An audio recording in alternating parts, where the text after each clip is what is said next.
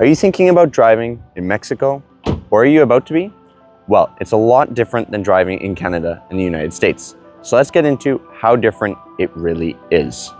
Okay, so first off, there's a lot of things that you need to pay attention to while driving and things you need to know while you're driving in Mexico. However, I originally had set out a script for this video and literally it is right there. And with that script, I had planned out what I was going to talk to you about for what you need to know for driving in Mexico, for what you need to have with you while driving in Mexico, and for all the things that you really need to look out for.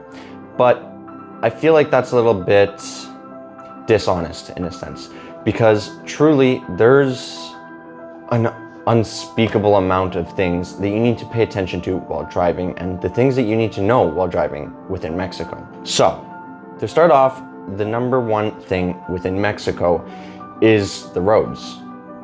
You might hear some stories on Facebook or on Reddit or wherever you might be looking that the roads down here in Mexico are not the same as the States or in Canada.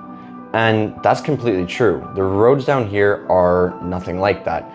Some of the main highways have literal sections just gone, washed away. Down in the south of Mexico, this is a very common occurrence because there's just not as much money down here to be building crazy structurally sound roads or more modern roads, shall we call them. So the roads are definitely better in big cities such as Mexico City, Puebla, Monterrey, wherever you're really looking big city-wise and more inland, you will have pretty decent roads.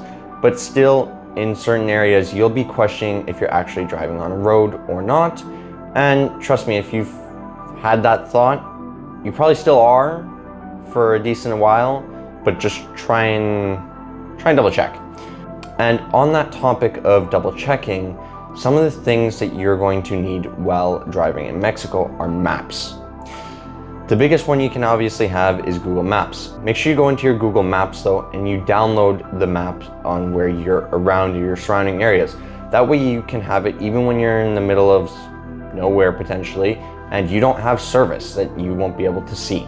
Also, another good little indicator is a Facebook group called On the Road in Mexico. There's a lot of good information on there on what you need to really be paying attention to while driving in Mexico and some of the things you need to know, and as well as where there are dangers of driving in Mexico, because let's be honest, within that first 200 kilometers of entering into Mexico from the States, it's not that safe. That's the unfortunate truth of driving in Mexico.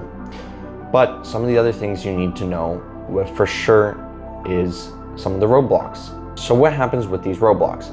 Well, what happens is communities want to take a stand and they want to gain more money throughout their community, as maybe the municipality might not have given them the money that they were promised or the things that they were promised, or whatever other reason that they've decided that they need more money.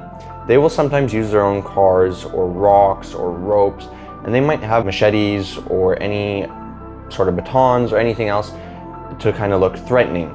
Now, your best bet is just to wait in the queue up of traffic that's going to have built up and just sit and wait, because mainly these roadblocks get abolished after a couple of hours.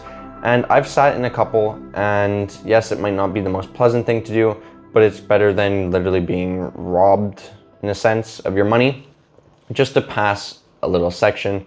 However, if push comes to shove in one of those roadblocks, make sure you do have some extra pesos on you put away to the side for driving in Mexico, because, well, the honest truth is you might need to pay someone off. And when I say that, I don't specifically mean police, but you might have that issue as well while driving in Mexico. And on that topic, if you get pulled over while you are in Mexico, you want to make sure you have a couple of things with you. A, your driver's license. If you have a driver's license that's either in the States or Canada, make sure you have that on you at all times, just like you would back home. Or if you have a Mexican driver's license like I myself do, then make sure you have that on yourself as well, because that would be a lot more helpful to them than having a Canadian or United States license with you. The next thing you want to have is your proof of registration for your vehicle. Now, if you've brought your vehicle in from the United States or Canada, you want to double check that you have your TIP, your temporary import vehicle permit, with you in the car, and if not, at least have a photocopied document of that with you. Obviously, you're going to need your registration and your insurance. Those things are pretty common to have anywhere with you in your car. So again, make sure you have them down here, and make sure you double check with your insurance companies back in Canada or the United States that you have coverage down here within Mexico. Now, what is the driving habits and styles actually like within Mexico? We're taught back home to drive defensively all the time.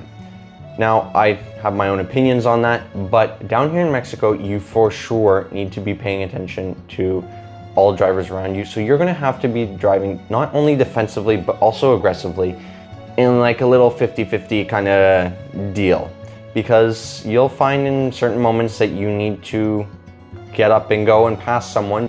Driving down here honestly doesn't make sense, because how people drive is a little questionable, and the reason it's questionable is because in a lot of states down here still, there is no actual proper driver's test to get your license like we have back home. Like, I got my license down here off of a 15-question questionnaire. And let me tell you, out of those 15 questions, the answers that I got right were not right, at least in my opinion. And I passed my driver's test back in Canada.